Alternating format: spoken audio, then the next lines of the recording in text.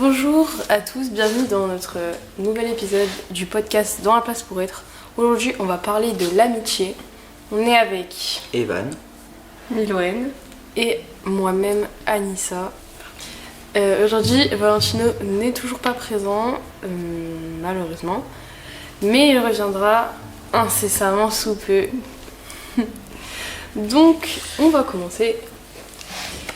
Que représente l'amitié pour vous?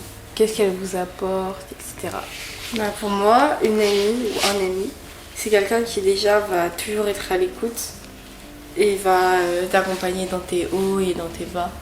Il va te donner des conseils, va du coup t'écouter, t'aider au maximum au cours de ta vie, à t'évoluer. Pour moi, l'amitié, c'est avec du moins les amis, c'est les personnes avec qui tu te construis, enfin tu vis ta vie avec ces personnes-là, et elles ont aussi une influence sur toi, comment tu perçois les choses et tout. Et puis tu peux leur parler à peu près de tout, et voilà. Donc pour moi, les amis, c'est des personnes à qui tu peux faire confiance, à qui tu peux apprendre des choses et qui peuvent t'apprendre des choses aussi.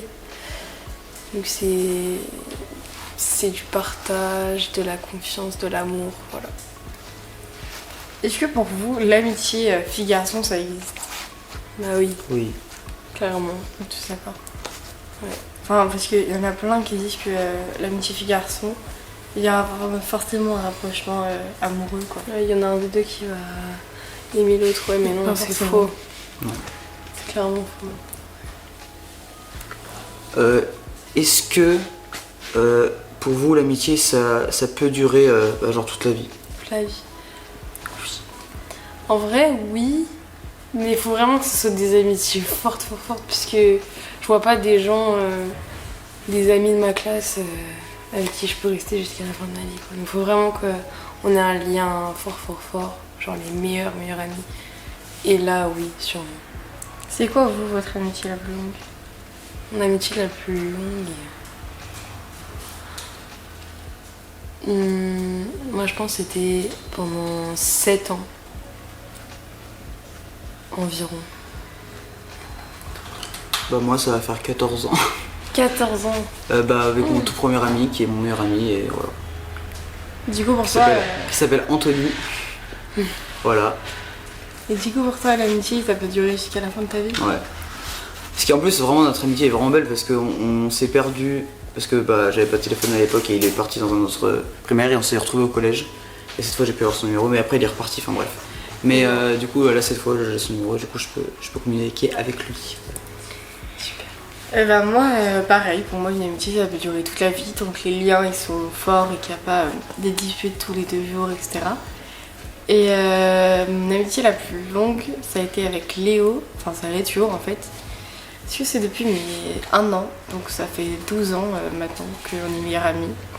Et même s'il est plus au collège, dans le même collège que moi, on se voit toujours, on a toujours contact et notre amitié, même si on se voit moins souvent, ça reste la même.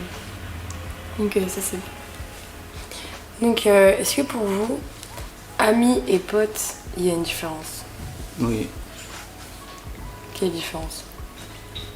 En fait, pour moi, les potes, c'est moins fort que les amis. Enfin, quand par exemple tu vas au camping ou c'est les vacances et tu te fais 2-3 potes au camping, voilà. Ou juste, je sais pas comment dire, des personnes que tu vas pas aller les voir tous les jours, les checker tout le temps, etc. Mais les amis, c'est vraiment justement que tu vas voir tous les jours, avec qui tu peux sortir en ville, faire des activités ensemble. Enfin voilà. Bon, c'est à peu près la même chose. Hein. En fait, moi, c'est plus pote / camarade, en fait. Pour moi, c'est plus ça. Mais en effet, par exemple, au réseau jeune, oui, je me suis fait des potes et en effet, un peu moins des amis. Voilà.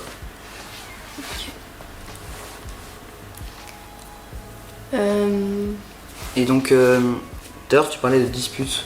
Est-ce que tu penses que, vous pensez en fait, que justement en termes d'amitié, avoir des disputes, c'est signe de renforcement ou l'inverse? En fait, ça dépend. Si t'en as vraiment genre tous les jours, c'est que c'est un peu toxique quoi. Mais il y a des embrouilles qu'il faut avoir en fait sur certains sujets, etc. Donc je trouve que des fois c'est bien pas forcément de se disputer, mais de parler de ça quand les deux personnes ont des avis différents. Ouais, je suis d'accord que la quantité, ça joue là-dessus. Parce que bon, après, faut voir, comme elle a dit, faut pas se disputer tous les jours, faut parler et communiquer calmement souvent, et pas se disputer pour rien. Mais c'est vrai qu'il y a des fois où il y a des gens qui vraiment comprennent pas, alors qu'on leur dit, elles comprennent pas que c'est vraiment important ce qu'on dit, qu'il faut qu'elles changent une habitude parce que sinon l'amitié peut plus durer. Et du coup, après une dispute, il y a des personnes qui comprennent vraiment et qui du coup changent ça, et après l'amitié, elle va mieux, elle est plus forte. Mais une dispute vraiment de temps en temps. En fait, c'est pas forcément se disputer qui est important, mais de parler des différends qu'on a entre amis. Donc oui, c'est donc en parler et les régler surtout. C'est important pour déjà connaître l'autre et essayer de l'aider, parce que des fois, peut-être que des avis sont pour le coup. Après, des avis, c'est des avis, c'est comme ça. Faut pas forcer les gens à changer d'avis, c'est pas ça que je dis. Mais des fois, il y a des choses qui sont vraiment limites et qu'il faut essayer de lui faire comprendre que des fois, c'est pas bien, par exemple. Et donc si des fois vous vous embrouillez avec vos amis, essayez de voir si c'est pas vous le fautif. Oui, il faut aussi se remettre en question. Parce que s'il y a une dispute, c'est peut-être qu'il y a aussi, ça c'est pas forcément l'autre et ça peut être aussi vous. Il y a une raison. Voilà, forcément. Voilà. Donc est-ce que vous êtes jaloux en amitié, ou si vous l'êtes pas, comment vous gérez si la personne en face elle est jalouse, pas forcément de ce que vous avez, de ce que vous faites, mais jalouse que vous voyez d'autres amis, des choses comme ça? Honnêtement, je pense pas que je suis tant jalouse, parce que je veux au maximum le bonheur et la réussite de mes amis. Enfin, vraiment, c'est une chose que je souhaite vraiment beaucoup. Mais forcément, il y a des fois où tu ressens un peu de jalousie, tu l'envies, t'as vraiment envie d'être à sa place, etc. Mais j'essaie toujours de le garder pour moi, et plus de me dire, elle a réussi, je dois être fière d'elle au lieu de moi être jalouse, quoi. J'ai pas de sentiment de jalousie, mais juste des fois je voudrais bien être ami avec cette personne, juste voilà, ça se fait pas et c'est pas grave, mais il n'y a pas de jalousie en tout cas envers l'égard d'un ami ou même d'une personne, pas forcément mon ami, mais voilà. Et ça m'est jamais arrivé qu'une personne soit jalouse de moi ou de quelqu'un d'autre, donc j'avoue que je saurais pas trop ce que je ferais. Je pense que si vraiment c'est trop et que c'est trop possessif et tout,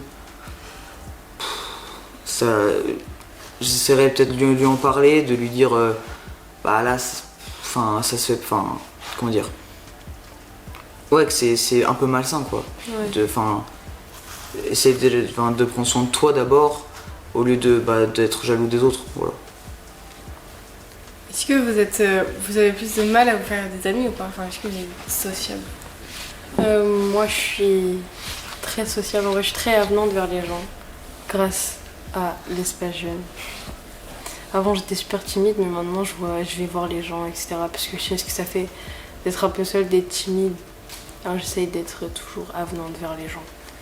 Pareil, c'est vrai que l'espace jeune, ça m'a aidé à être plus sociable et à rendre compte que au pire, si notre amitié marche pas, ou je sais pas, tant pis, c'est pas la fin du monde. Ouais.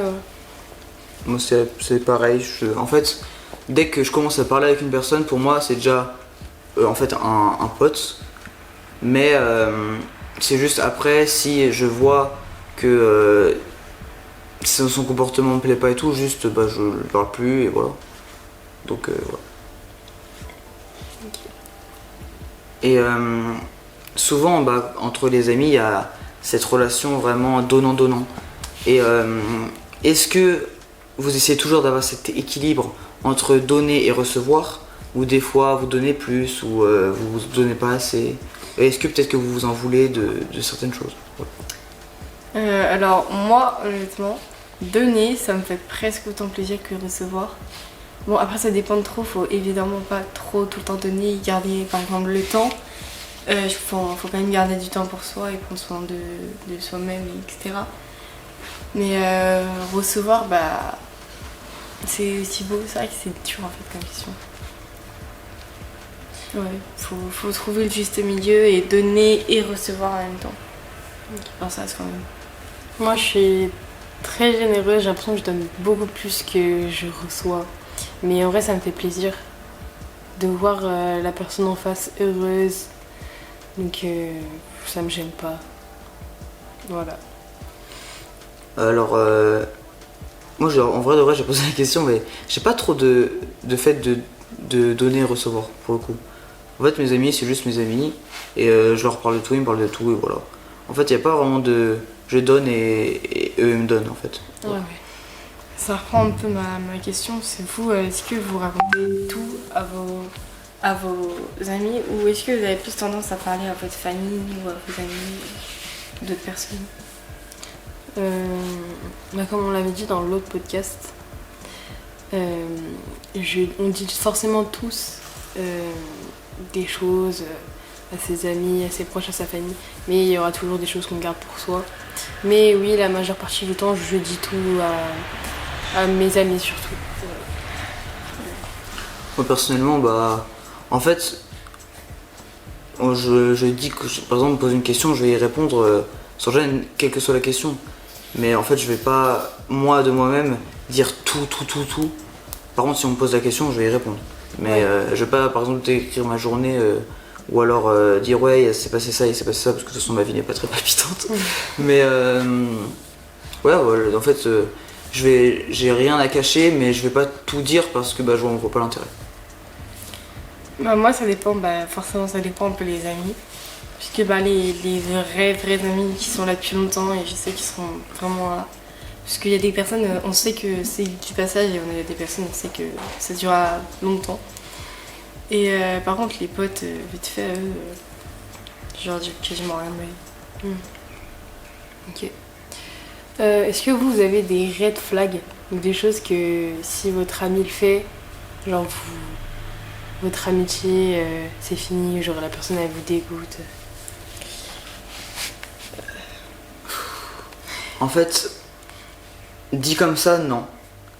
En fait, le problème c'est que si une personne que je ne connais pas, par exemple, je vois qu'elle est vraiment foncièrement méchante et qu'elle aime, par exemple, elle dit des rumeurs sur ça et tout, ça lui fait vraiment plaisir, enfin vraiment elle est foncièrement méchante la personne, bah bien sûr que non, je vais pas être ami avec cette personne, mais par exemple si un de mes amis, par exemple de longue date, commence à aller, commence à s'égarer du droit chemin, voilà, Ouais. je trouve pas d'autres appellations. Et ben au lieu de lui dire ouais alors, tu me dégoûtes et tout, j'essaie de lui en parler, de le raisonner, mais ouais voilà. Moi, bah, ça reprend un peu ce que tu as dit, c'est. Bah, oui, pareil en fait. Mais aussi quand ils critiquent tout le temps pour rien et qu'ils jugent les gens, ça me dégoûte les gens comme ça parce que sans connaître la personne, ils jugent, ils critiquent et tous ces moindres faits et gestes sont physiques. Ça aussi, quand ils jugent le physique sans connaître, vraiment, juger une personne sans la connaître vraiment à 100%, même si on connaît jamais personne à 100% en fait, bah faut pas. Moi c'est quand moi ça m'est déjà arrivé que la personne elle est grave gentille avec moi et tout, mais qu'elle est hyper méchante avec les autres. Et je sais pas, ça m'énerve. Genre t'es gratuitement gentil, t'es gratuitement méchante avec les autres. J'ai l'impression que c'est hypocrite quoi. Et ça l'hypocrisie. Ouais, voilà, ça me. Voilà. Est-ce que pour vous, est-ce qu'il y a vraiment, est-ce que vous pouvez avoir plusieurs ou même pas de meilleurs amis ou de personnes en tout cas avec qui vous voulez rester longtemps En fait, ce que je veux dire plus largement en fait c'est est-ce que vous avez en termes de cercle d'amis proches, de vrais amis, vous en avez beaucoup ou genre 2, 3? Amis, vraiment amis proches. Après, quand tu dis amis, parce que je sais que t'aimes pas classer du coup les amis, mais Ouais. tu parles de meilleurs amis Non, en ou fait- d'amis? Parce que pour En fait, moi, je c'est parle juste de véritables amis et pas de gens avec qui il n'y a pas de. Enfin, parce Ouais. qu'il y a des gens où t'es ami, mais que. Enfin, en fait, c'est plus. Enfin, Des je potes. qualifierais plus des potes. Parce qu'en Ouais. en fait, en termes d'amis, personnellement, en fait, j'en ai pas tant que ça. Parce que pour moi, les amis, c'est vraiment des gens avec qui tu sais qu'il n'y aura pas de longue comment dire Pas d'hypocrisie. C'est ça, avec qui des personnes où tu sais que derrière ton dos, ça va pas parler sur toi, quoi. Ouais. Bah ouais, forcément, j'en ai beaucoup moins. Je dois en avoir 4-5 des vrais amis. Ouais, pareil, franchement. Les vrais amis, j'en ai, ouais, 4 ou 5 pareil. Et toi? Ouais, je dois en avoir, ouais. Peut-être un peu plus, genre 7-8. Ouais. Après, en termes de vraiment de meilleurs amis, après t'as dit ou pas du tout. Ou pas, hein. Après, ça dépend évidemment des personnes, mais moi je pense que sans vraiment meilleurs amis, vrais amis, j'aurais beaucoup de mal parce que j'ai toujours besoin d'être entourée, on va dire, Ouais. pour évoluer. Bah d'ailleurs, On a toujours besoin de quelqu'un avec qui on peut vraiment parler et tout. Et tu voulais dire? je voulais dire par rapport à ça justement, donc du coup ça fait répondre à la question, mais c'est est-ce que vous avez vraiment besoin de quelqu'un forcément avec vous ou être seul ça vous dérange pas? Bah du coup c'est ce que je viens de dire. Oui, mais- c'est ça. C'est pour ça que. C'est parce que en fait, je sais pas comment dire, mais quand j'évolue, j'ai toujours besoin d'une personne pour m'écouter et me conseiller, parce que souvent je pense beaucoup et je me pose énormément de questions et j'ai pas vraiment de. Pour moi, enfin moi en tout cas, j'ai besoin d'un repère dans la vie. Et je pense que mes meilleurs amis c'est vraiment un grand repère. Ouais, moi aussi j'ai besoin d'un repère, mais il faut aussi qu'il y ait des moments où je suis seule. Par exemple, genre si je dois rester 24 heures sur 24 avec une personne, je pourrais pas, je deviendrais folle. Il faut vraiment mon moment genre seul où je peux faire ce que je veux sans forcément devoir parler, rigoler et tout avec une personne. Juste faire ce que je veux dans mon petit coin. Non, bah, c'est pareil. Je reprends un peu ce que tu as dit, Anissa, mais est-ce que pour vous êtes obligé d'avoir les mêmes centres d'intérêt que vos amis? Non, en vrai, justement, c'est bien si on n'a pas les mêmes centres d'intérêt parce que on peut s'apprendre des choses mutuellement et c'est super cool parce que du coup, tu peux même toi te découvrir des nouveaux centres d'intérêt et tous les deux évoluer. C'est vrai que des fois c'est cool d'avoir les mêmes centres d'intérêt, mais pas tous, mais genre on a un centre d'intérêt en commun, on peut y aller ensemble, différents ensemble, Ça nous voilà. rapproche. Voilà. Mais après, faut pas toujours être H24 collé à une personne, parce que c'est comme la famille, quand t'es H24 collé avec ta famille, au bout d'un moment, tu te disputes avec elle puis que t'en as marre d'elle. Et c'est totalement normal. Donc pour moi, faut avoir les mêmes centres d'intérêt. Enfin, faut pas forcément avoir les mêmes centres d'intérêt. Ouais, je suis assez d'accord sur le fait que avoir la même somme d'intérêt, c'est. En fait, je trouve, personnellement, que c'est mieux d'avoir quand même des centres d'intérêt communs, mais qu'en effet, ça peut quand même t'ouvrir à d'autres possibilités d'avoir des amis avec d'autres centres d'intérêt. Et aussi au fait du comportement, de pas avoir les mêmes. Comment dire, par exemple, une personne qui est assez calme et une personne qui est assez énergique, je pense qu'ils pourraient quand même être assez amis parce que justement ça peut compléter l'autre. Ouais. Et donc, en tout cas sur ça, je pense que ça, en effet, ça peut, ça peut quand même devenir des bons amis malgré la différence. Puisque les opposés en vrai, souvent ils s'attirent. Ouais. Du coup, est-ce que vous avez un équilibre entre le temps et l'énergie que vous donnez à vos amis, vos familles, vos camarades, etc. Eh On me dit très souvent que je donne trop de temps et d'énergie aux gens. Parce que en fait, quand je suis avec les gens, que je leur donne du temps et de l'énergie, le plus souvent, bah, ça me rend heureuse. Et du coup, honnêtement, je préfère être heureuse, mais super fatiguée que triste, mais pleine d'énergie. Même si la fatigue mentale joue pas mal sur les humeurs quand même. Ouais. Bah, en fait, moi, je passe quasiment pas de temps en fait avec mes amis, à part bah, à l'école et à l'Espace Jeune. Sinon, en vrai de vrai, hors, je crois que je suis. Alors peut-être une fois quand j'étais petit, mais je crois que je suis jamais allé hors Espace Jeune, hors école, avec quelqu'un, avec mes amis volontairement quoi. Ah ouais? Oui. Je fais ça tout le temps, vraiment. Toujours avec la même personne.